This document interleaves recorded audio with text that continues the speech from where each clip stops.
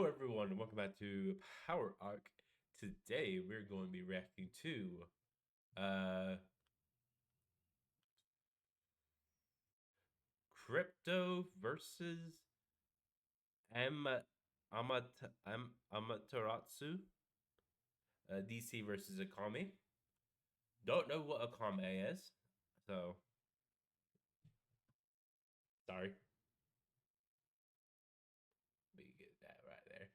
Yeah, that looks better. This this can just get moved up. No, that's all like it there.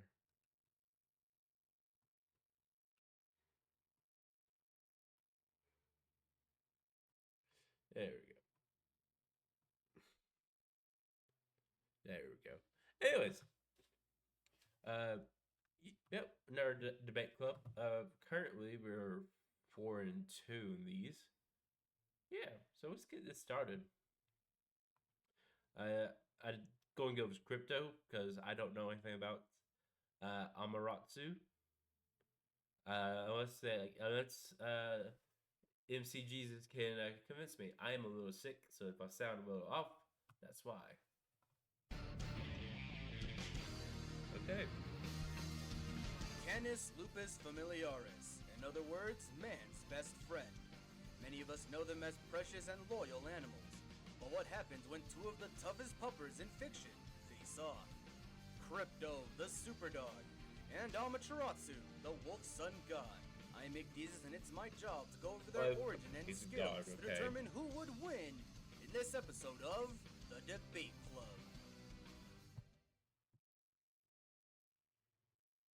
I can start off with Krypto, obviously. Okay. From the deepest depths of space lays the alien planet Krypton, home of some of the most powerful beings in the universe. Of those was a young boy named Kal-El, and like many young boys, he was in need of a friend. So his father Jor-El decided that, hey, instead of having this boy socialize and getting to know other kids, why don't I just build him a friend? Like a Kryptonian Builder-Bear. So, with some of Cal's DNA, he began creating the ultimate best friend. And what came out was a I would take a dog over a human any day. Dog. But not just any dog. This super-powered Labrador would be known as Krypto, the super dog. And the DC decided that, hey, the idea of animal superheroes is great. So they made, like, a hell of a lot more. One day, Bat Cow, you'll get your day to shine. Being a Kryptonian, Krypto has super strength, super speed, and can do what no other dog can do. I can see in color! His tail wag is strong enough to cause the earth to shake. In addition, his super breath can be powerful enough to blow away large objects, or cold enough to freeze targets in place almost instantly. To reach sub-zero temperatures, that would mean Krypto's freeze breath must change temperatures from an average 70 degrees to around negative 45 degrees almost instantly. And I thought the kibble breath would be bad enough. In addition, thanks to his Kryptonian genes, Krypto can also shoot heat rays from his eyes that can reach temperatures hotter than the sun, almost reaching 10,000 degrees Fahrenheit. Talk about the most dangerous puppy dog, guys. From to fuck! I'm being erased from this mortal plane! Yeah. That's a good one. That's a good cutaway.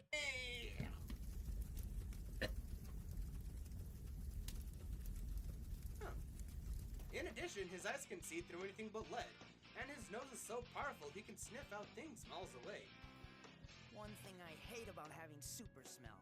When you catch a whiff of bacon, and then realize it's coming from a completely different town. And his bark is powerful enough to take out huge kaiju-like monsters. Okay. Hell, they can even be heard from across the world. God, and I thought chihuahuas were loud.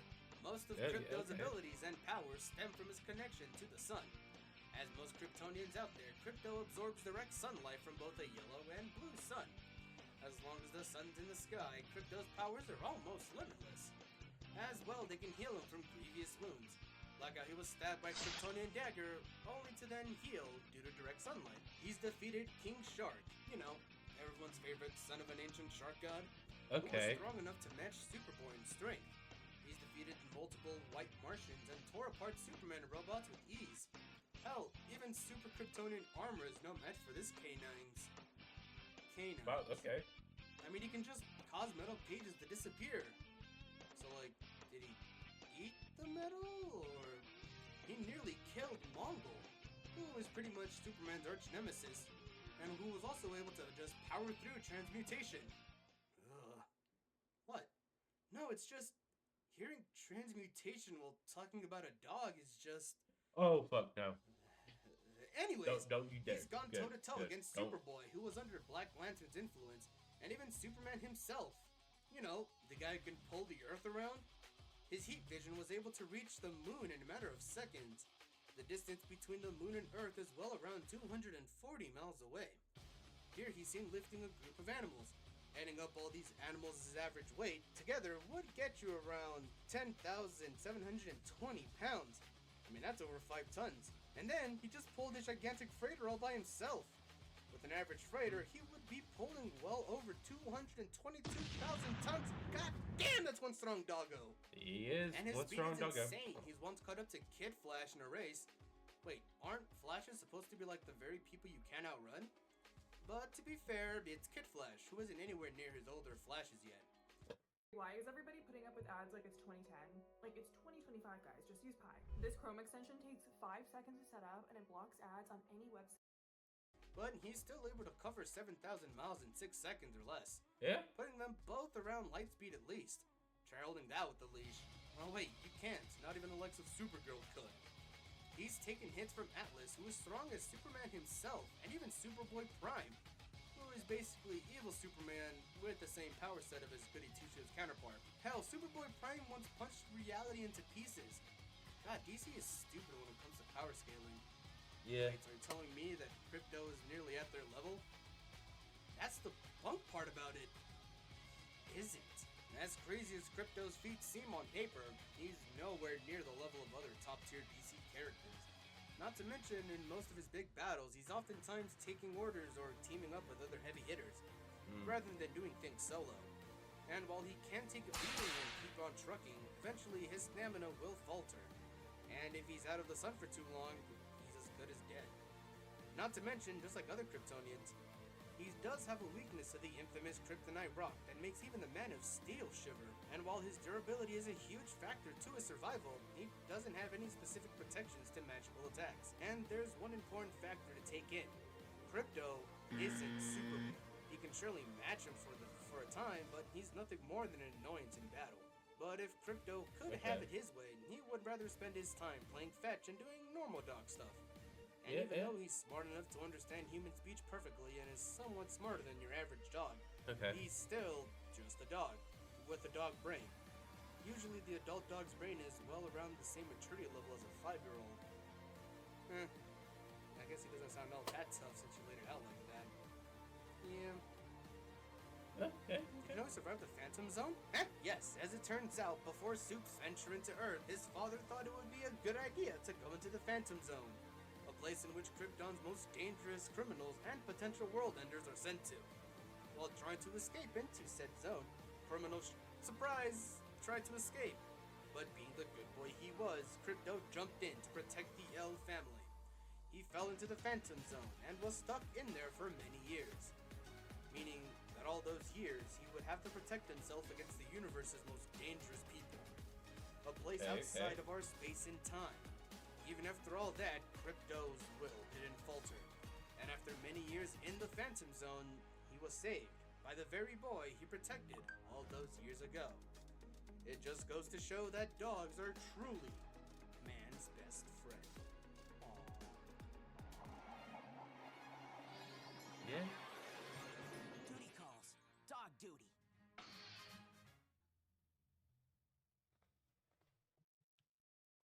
Okay, now it's for the one I don't know anything about.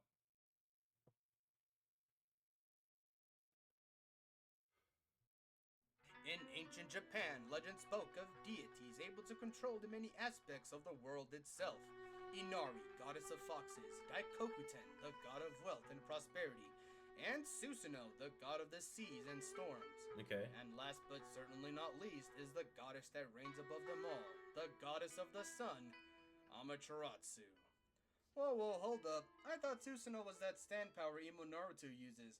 And isn't Amaterasu that Yeah. black fire that eats other fires? Well, actually, those were inspired by Japanese myth. In actuality, Amaterasu is the goddess of the sun, meaning that she has complete control over the sun itself. Okay, It's okay. said that one day, in protest to some, well, let's just call it family squabble, she exiled herself into a cave, and because of that, darkness fell upon the world because she literally took the sun with her. Okay, but what does it have to do with her being a wolf in this part? Amaterasu can take many forms. In fact, Okay. many forms of media have their own interpretations of her. And that includes video game companies that thought, hey, what if? Wolf! Yeah, it makes sense. I will wait here until the final instant to rise. Makes sense. In this incarnation, Amaterasu ruled over the celestial plane, watching over the mortal world from above. Okay, okay. However, this 8-headed serpent demon called Orochi was causing quite the scuffle for the gods. Fortunately for her, a mysterious stranger named Waka foretold that the only way to defeat Orochi Okay. was by the hands of a mortal man named Nagi. Hearing this, Amaterasu dragged Orochi to the mortal world and waited for Nagi to be born so that he could deal with the demon. So she couldn't defeat Orochi, but she could drag him out of a plane of existence and keep him down there waiting for this one guy to be born and grow into adulthood.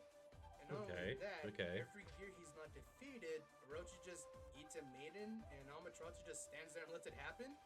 Well, at least he's down there and not up in the celestial plane, right? Yeah, Look yeah. at me like that. Actually, Amaterasu protected the villages for those years and actually became a hero to the people, even given the name Shiranui. But yeah, Okay. she was unable to fully stop Orochi, only hold him back because, you know, prophecy. Eventually, the day came where Nagi and Orochi finally battled, and Amaterasu stepped in to help. So what, she like uses sun powers or... Well, actually, this version of Amaterasu uses much more powers thanks to her celestial brush techniques. These Okay. powers were bestowed upon her by the other celestial gods. By drawing symbols, she can call upon their powers that bend the world to her whim, from harnessing the elements to creating bombs to blow shit up, like any good deity does.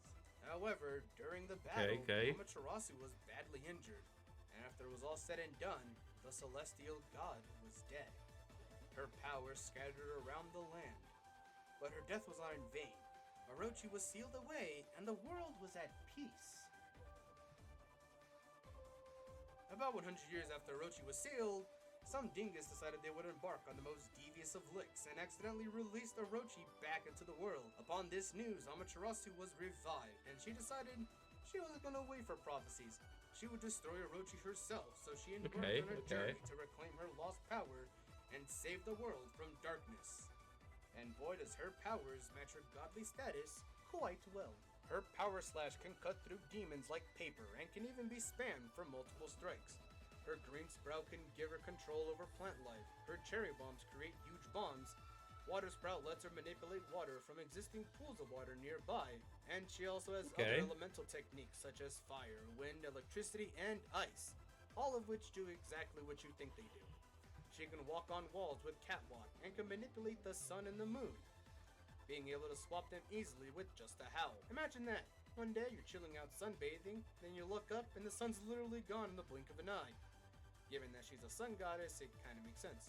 If something were to break, she can crazy diamond them back together using rejuvenation to repair damages to other things to their previous states. Okay. But her most impressive ability is her Veil of Mist, which slows down time to a near stop. Although it is important to mention that this ability can only last for about 4 seconds. Her whirlwind powers are strong enough to move entire clusters of stars. And we know these aren't outliers considering she can also move the sun and moon around. And if we take these at face value and she's actually moving the sun and moon around, we can assume that her celestial techniques are strong enough to push things that weigh well over... I'm not even gonna try to figure out what that number's called. I think I'll let Death Battle do that. Oh, that's 17 zeros, by the way. And then there's the time she added stars to a constellation. The creation of a star is made by an extreme pressure of collected light atoms, dust, and gas. condensing them until they expand and form that bright light you all see in the night sky. Do you know what this means? She can make a killing in astrology. This means that Amaterasu's reach is quite literally so massive that it reaches the astronomical levels. No matter where you are, as long as you're in her sights, you ain't escaping. In her adventure, she acquired many different sets of equipment to aid her in combat. Her reflectors can be used as melee weapons. Her rosaries can be fired like bullets or used as whips. Her glaives can be charged up for even more devastating strikes, taking out even the toughest of demons. And they can fly. Into her enemies, of course. And they each come in different variants, so she's never out of options and can always swap them out. She's strong enough. Yeah, Krypto's dead. He ain't beating this. To cut through diamonds. Her time stop is able to catch things that can teleport.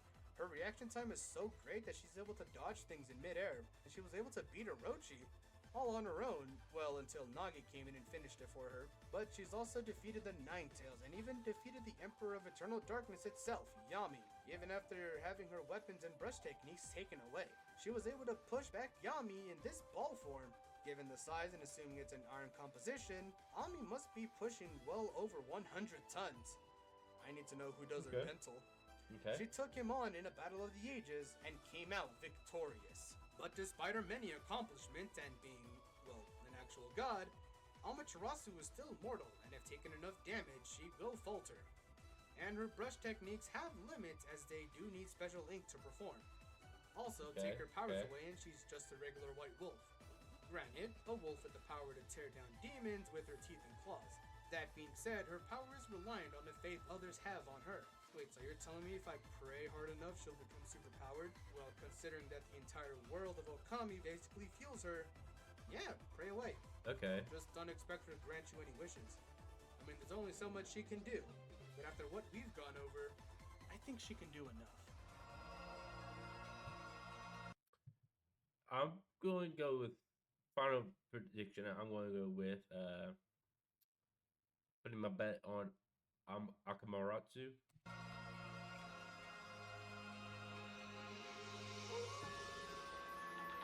Yeah. All right, it's time. Both the bands are ready, and it is time to put the debate to rest. Here's what you can expect to pay for your tax prep. Wait, this is backwards. My last tax guy only ever told me the price after he was finished. And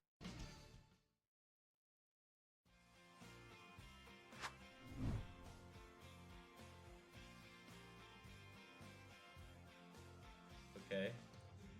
Good catch, Krypto.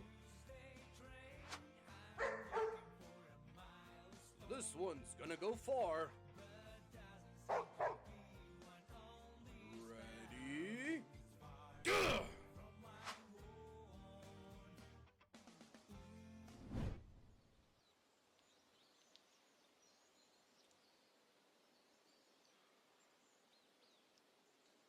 Go hit the frisbee.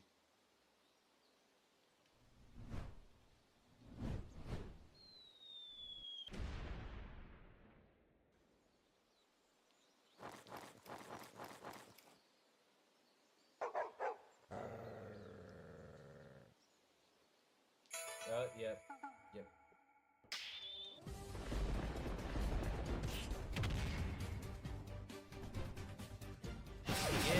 Okay. Let's go.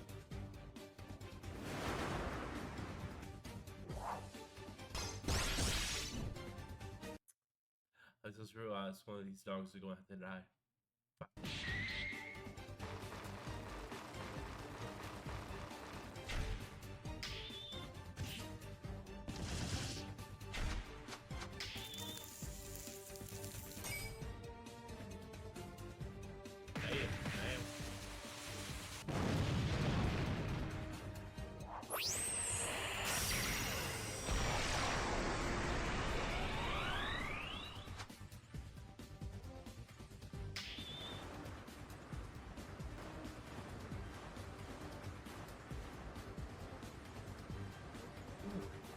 Okay.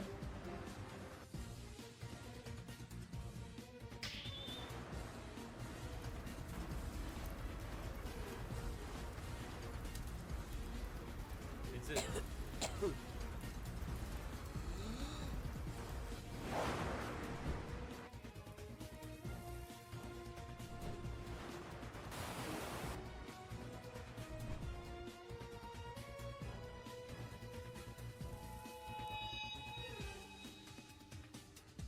Okay. I think Krypto's about to win. Okay.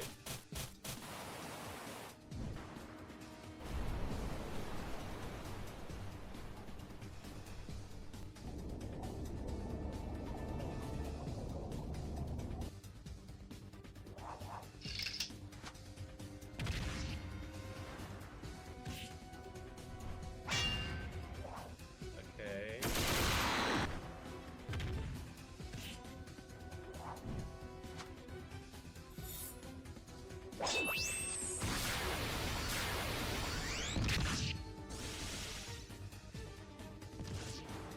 Oh, oh.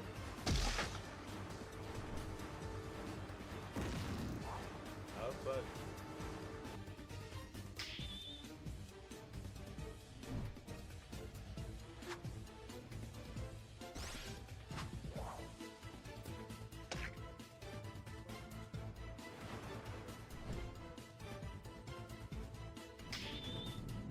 Okay.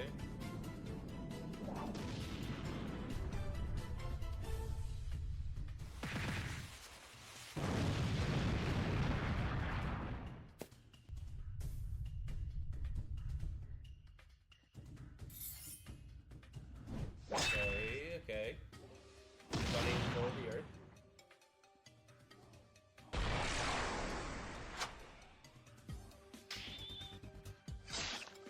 Oh, shit.